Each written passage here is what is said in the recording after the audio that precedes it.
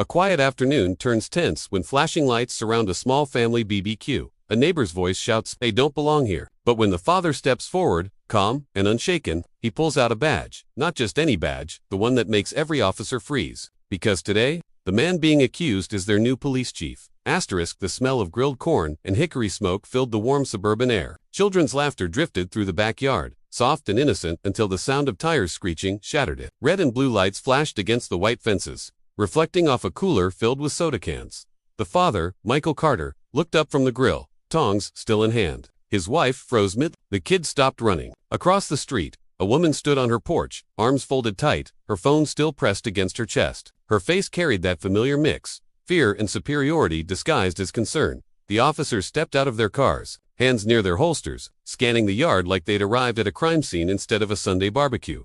Michael didn't move. His calm unsettled them more than anger ever could. "Sir, we got a call about a disturbance," one officer said, eyes shifting between Michael and his family. Michael's voice was steady, almost too quiet for the tension in the air. A disturbance, or a barbecue?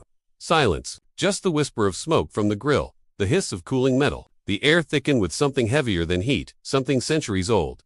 The officers exchanged uneasy glances. Behind them, the neighbor watched with folded arms, her expression unreadable. The children clung to their mother's side. Michael's hands, still steady, set down the tongs. His heartbeat didn't race, it slowed. He'd seen worse, much worse. Years ago, he had stood in the middle of a war zone overseas, guiding families through chaos, carrying wounded soldiers to safety under fire. Back then, he'd thought courage meant facing danger head, but here, in his own backyard, courage meant standing still. He remembered the promise he'd made to himself. When he returned home, never let fear dictate your peace. Michael had worked his way up through the ranks. Always calm, always fair. He'd faced disrespect and silence, letting his actions speak where words would only inflict. His badge wasn't just metal. It was proof that patience could be power. Now, that badge rested in his pocket, invisible. For the moment, the younger officer cleared his throat. "Sir, we just need to verify." "Verify what?" Michael asked, his tone still even. "That a black family can't have a barbecue on their own lawn." The words cut through the air like a blade wrapped in velvet. The neighbors shifted uncomfortably but didn't move. The bystanders, a jogger, a man walking his dog, slowed to watch but said nothing. Their silence was its own kind of noise. For a long moment, no one spoke. The tension hovered, waiting for a spark. Then, Michael reached into his pocket. Slowly, calmly, every officer's hand twitched, instinctive, nervous. But when he pulled his hand out, what gleamed in his palm wasn't a weapon. It was a badge. Gold, polished, authority carved into metal. The air changed instantly. The officers stiffened, eyes widening as the light caught the engraving. "Chief of Police, Brookdale City." The younger officer's voice cracked. "Chief Carter, sir." Michael nodded once. "That's right." The silence deepened, not from fear, but from shame. The neighbor's arms dropped to her sides, color draining from her face. The bystanders who had watched quietly began to whisper, their eyes wide with disbelief. Michael looked at the officers, then at his family. "Next time," he said softly, "make sure the call you answer deserves your badge."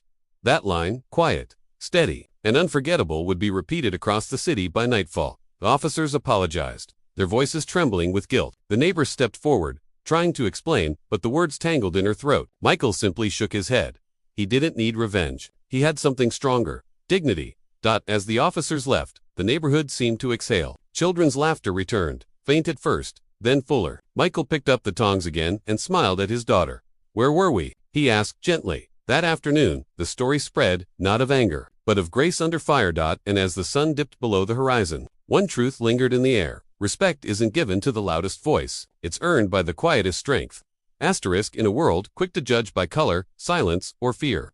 Chief Carter's story reminds us, true power doesn't come from shouting back. It comes from standing firm in dignity. If this story moved you, share it. Tell us where you're watching from. And subscribe. Like and share for more stories that honor silent heroes, the ones who fight battles we never see. With courage we'll never forget. Thanks you all for watching this video. Stay blessed and happy always. And don't forget to keep me in your prayers. Because, I have no family. So, actually, you guys are my family. It's a bigger truth that I did not reveal it before. Therefore, life is not a bed of roses for someone. Be strong, be safe, and stay happy. Goodbye. Take care. Love you all.